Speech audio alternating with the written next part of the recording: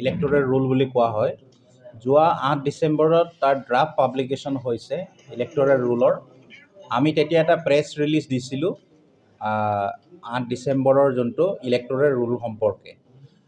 আজি আপোনালোকক আমি আকৌ মাতি এবাৰ লগ ধৰি সেই কথাখিনিক লগতে আৰু কি কাম আমি কৰি আছোঁ এই বিষয়ে অলপ আপোনালোককো অৱগত কৰাইছোঁ। আপোনালোকে জানে যে ডিলিমিটেশ্যন হৈ গৈছে। ডিলিমিটেশ্যনৰ পাছত আমি ইলেক্টৰেল ৰুলখন যিমান পাৰোঁ শুদ্ধকৈ বনোৱাবৰ বাবে চেষ্টা কৰা হৈছে। সেইকাৰণে ড্ৰাফ্ট পাব্লিকেশ্যন 8 ডিচেম্বৰ 2023 হৈছে আৰু 8 জানুৱাৰী 2024লৈকে ক্লেইম এণ্ড অবজেকশ্যনৰ কাৰণে সময় দিয়া হৈছে। এই ক্লেইম এণ্ড অবজেকশ্যনত এই বিষয়কেইটা বিশেষকৈ থাকে কোনোবা যদি নতুন ভোটাৰ ইন ৰেফাৰেঞ্চ টু 1/1/2024 18 বছৰ বা তাৰ ওপৰৰ হ'লে তেওঁ ফৰ্ম 6 নম্বৰ ফিল আপ কৰি নাম অন্তৰ্ভুক্তি কৰাব পাৰে।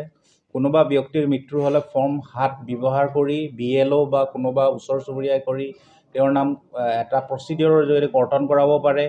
কোনোবা যদি পাৰ্মানেণ্টলি শিফটেড হৈছে বা আপুনি যদি কাৰেকশ্যন কৰিব বিচাৰে তেতিয়াহ'লে ফৰ্ম 8 এই 3টা ফৰ্মৰ জৰিয়তে ক্লেইম এণ্ড অবজেকশ্যনৰ কামখিনি কৰা যায়। এতিয়া আমি 8 জানুৱাৰীলৈকে এই গোটেই ক্লেইম এণ্ড অবজেকশ্যনখিনি ল'ম। তাৰপিছত 8 জানুৱাৰীৰ পিছত আমি ডিছপ'জ কৰি 8 ফেব্ৰুৱাৰী 2024 আমি এখন শুদ্ধ ইলেক্টৰেল ৰুল আমি প্ৰকাশ কৰি উলিয়াম, যাৰ জৰিয়তে ইলেকশ্যন কণ্ডাক্ট কৰা হ'ব। আপোনালোকে এইটোও জানে যে আফটাৰ ডিলিমিটেশ্যন আমাৰ আগত যি ইষ্ট ৱেষ্ট বিলাচীপাৰা সমষ্টি আছিলে এই নামকেইটা সলনি হৈ গ'ল আৰু সংখ্যাও সলনি হ'ল। এতিয়া 9 নম্বৰ বীৰসিং জৰুৱা আৰু 10 নং বিলাচীপাৰা এই দুটা সমষ্টি বিলাচীপাৰা মহকুমাৰ অধীনত বিলাচীপাৰা নিৰ্বাচনী জিলা হিচাপে এই দুটা সমষ্টি আমাৰ অধীনত আহিছে আৰু আমি ইয়াৰ এতিয়া ইলেক্টৰেল ৰুল প্ৰকাশ কৰিম আৰু এই দুটা সমষ্টিত আমি ইলেকশ্যন কণ্ডাক্ট কৰিম। আমাৰ দুটা সমষ্টিত 565টা পলিং ষ্টেচন আছে। বীৰসিং জৰুৱাত 321 আৰু বিলাচীপাৰাত 244টা। ইলেক্টৰেল ৰুল বুলি কোৱা হয়। যোৱা 8 ডিচেম্বৰত তাৰ ড্ৰাফ্ট পাব্লিকেশ্যন হৈছে ইলেক্টৰেল ৰুলৰ। আমি তেতিয়া এটা প্ৰেছ ৰিলিজ দিছিলোঁ 8 ডিচেম্বৰৰ যোনটো ইলেক্টৰেল ৰুল সম্পৰ্কে। আজি আপোনালোকক আমি আকৌ মাতি এবাৰ লগ ধৰি সেই কথাখিনিক লগতে আৰু কি কাম আমি কৰি আছোঁ এই বিষয়ে অলপ আপোনালোককো অৱগত কৰাইছোঁ। আপোনালোকে জানে যে ডিলিমিটেশ্যন হৈ গৈছে। ডিলিমিটেশ্যনৰ পাছত আমি ইলেক্টৰেল ৰুলখন যিমান পাৰোঁ শুদ্ধকৈ বনোৱাবৰ বাবে চেষ্টা কৰা হৈছে। সেইকাৰণে ড্ৰাফ্ট পাব্লিকেশ্যন 8 ডিচেম্বৰ 2023 হৈছে আৰু 8 জানুৱাৰী 2024লৈকে ক্লেইম এণ্ড অবজেকশ্যনৰ কাৰণে সময় দিয়া হৈছে। এই ক্লেইম এণ্ড অবজেকশ্যনত এই বিষয়কেইটা বিশেষকৈ থাকে কোনোবা যদি নতুন ভোটাৰ ইন ৰেফাৰেঞ্চ টু 1/1/2024 18 বছৰ বা তাৰ ওপৰৰ হ'লে তেওঁ ফৰ্ম 6 নম্বৰ ফিল আপ কৰি নাম অন্তৰ্ভুক্তি কৰাব পাৰে।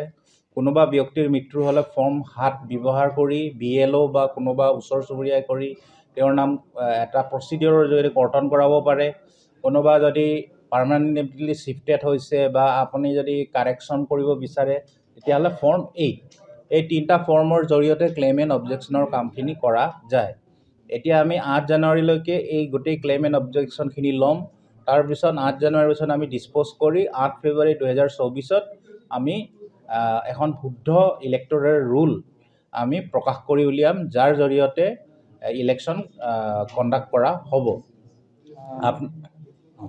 আপোনালোকে এইটোও জানে যে আফটাৰ ডিলিমিটেশ্যন আমাৰ আগত যি ইষ্ট ৱেষ্ট বিলাচীপাৰা সমষ্টি আছিলে এই নামকেইটা সলনি হৈ গ'ল আৰু সংখ্যাও সলনি হ'ল। এতিয়া 9 নম্বৰ বীৰসিং জৰুৱা আৰু 10 নং বিলাচীপাৰা এই দুটা সমষ্টি বিলাচীপাৰা মহকুমাৰ অধীনত বিলাচীপাৰা নিৰ্বাচনী জিলা হিচাপে এই দুটা সমষ্টি আমাৰ অধীনত আহিছে আৰু আমি ইয়াৰ এতিয়া ইলেক্টৰেল ৰুল প্ৰকাশ কৰিম আৰু এই দুটা সমষ্টিত আমি ইলেকশ্যন কণ্ডাক্ট কৰিম। আমাৰ দুটা সমষ্টিত 565টা পলিং ষ্টেচন আছে। বীৰসিং জৰুৱাত 321 আৰু বিলাচীপাৰাত 244টা।